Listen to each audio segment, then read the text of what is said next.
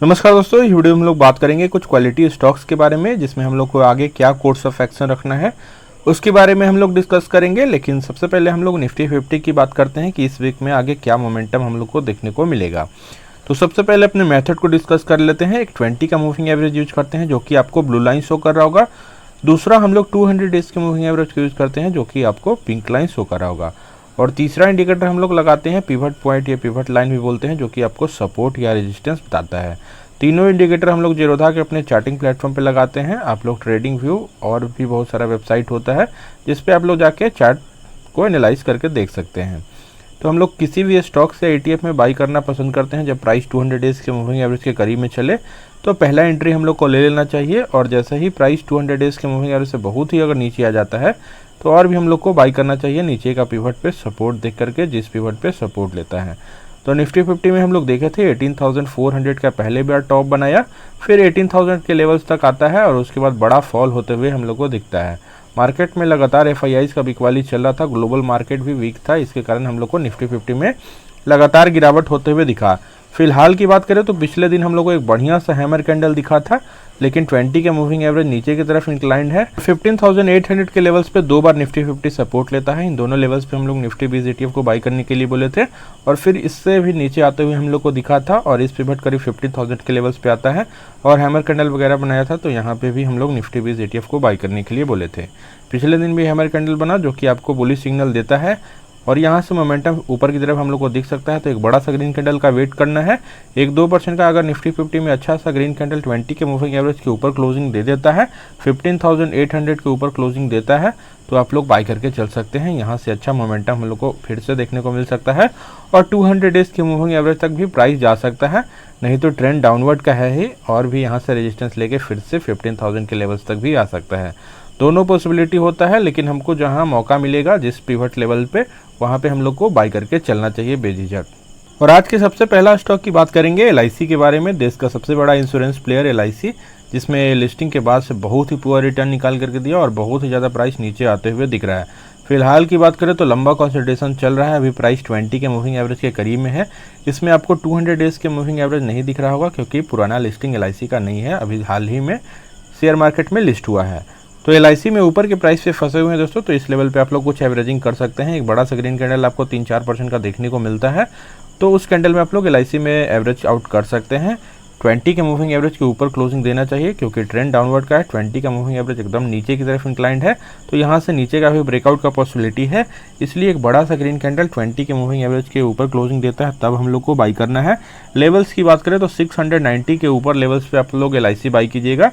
फिलहाल 676 का प्राइस चल रहा है, तो 690 के ऊपर क्लोजिंग देता है तभी बाई करना है, नहीं तो यहाँ से फिर से हम लोग को नीचे आते हुए दिखेगा। अगर इस लेवल पे भी रेजिस्टेंस LIC को मिलता है तो नेक्स्ट नीचे का टारगेट देखने को मिलेगा करीब 610 का। तो 610 पे आएगा तो सपोर्ट दिखेगा तब हम लोग बाई करेंगे, नहीं तो उसके नीचे का पिवट हम लोग देखेंगे। तो अगर इस लेवल पे हम लोग को सपोर्ट दिखता है, एक बढ़िया सा ग्रीन कैंडल 3-4% का आपको मिले, तो 2 बजे के बाद जरूर से LIC में कुछ एवरेजिंग करना चाहिए। देश का सबसे बड़ा इंश्योरेंस प्लेयर है और हम लोग जानते हैं इंश्योरेंस सेक्टर में कितना ग्रोथ पोटेंशियल है, अंडर पेनिट्रेशन है देश में।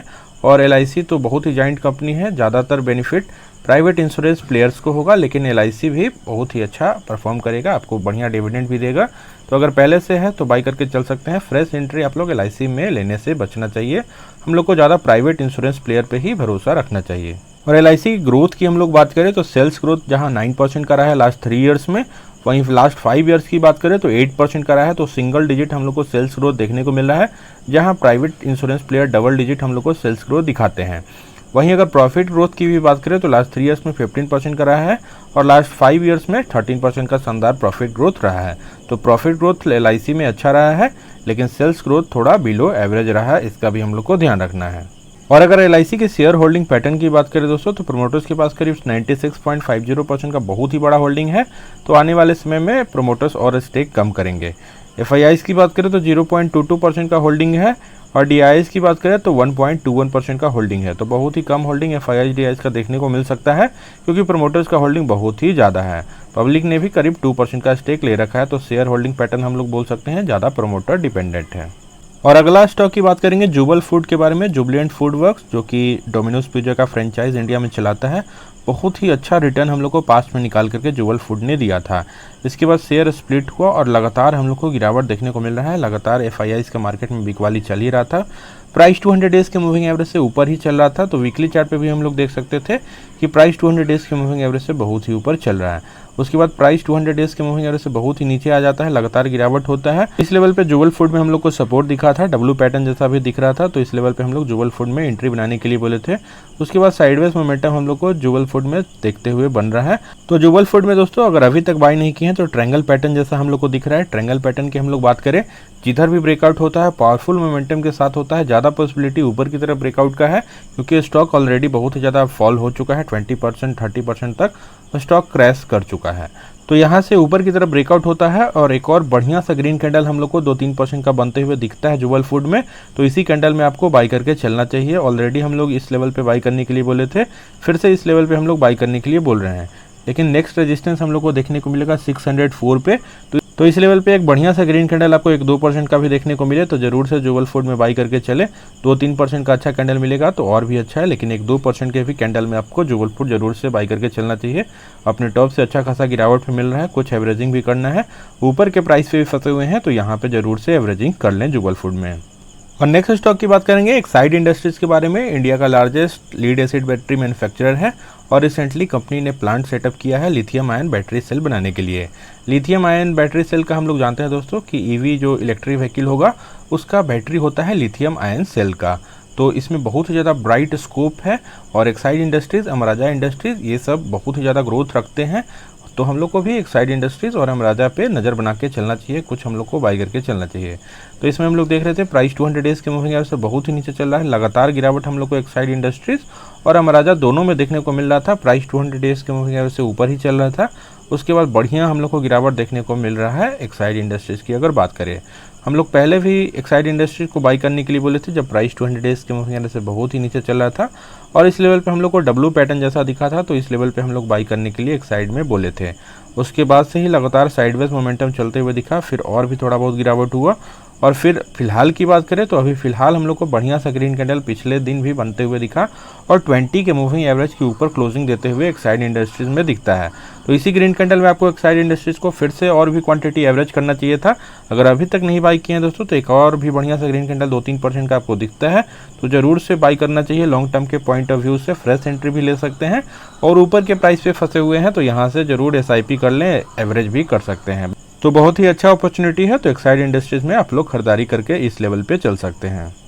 और लास्ट स्टॉक की बात करेंगे एक शानदार प्राइवेट बैंक फेडरल बैंक के बारे में हम लोग बात कर रहे हैं। राकेश झुंझुनवाला जी का भी पोर्टफोलियो स्टॉक है फेडरल बैंक और मेनली केरला में बिजनेस करता है, रेमिटेंसेस पे मेनली डिपेंडेंट है फेडरल बैंक की अगर बात करें तो। और फेडरल बैंक की बात करें तो कुछ खास रिटर्न निकाल करके पास में नहीं दिया है, बहुत ही साइडवेज मोमेंटम हम लोग को चलते हुए दिख रहा है पिछले कुछ समय की अगर बात करें।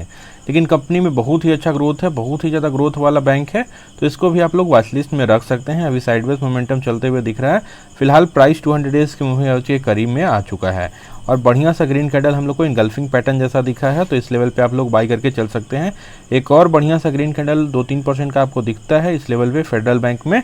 अगर लेवल्स की बात करें तो 95 के ऊपर लेवल्स पे आप लोग फेडरल बैंक में जरूर से एवरेजिंग कर सकते हैं और फिर से हम लोग को पहला टारगेट 108 का देखने को मिलेगा। यहाँ पे पहले भी रेजिस्टेंस था, फिर वहाँ पे रेजिस्टेंस देखने को मिल सकता है।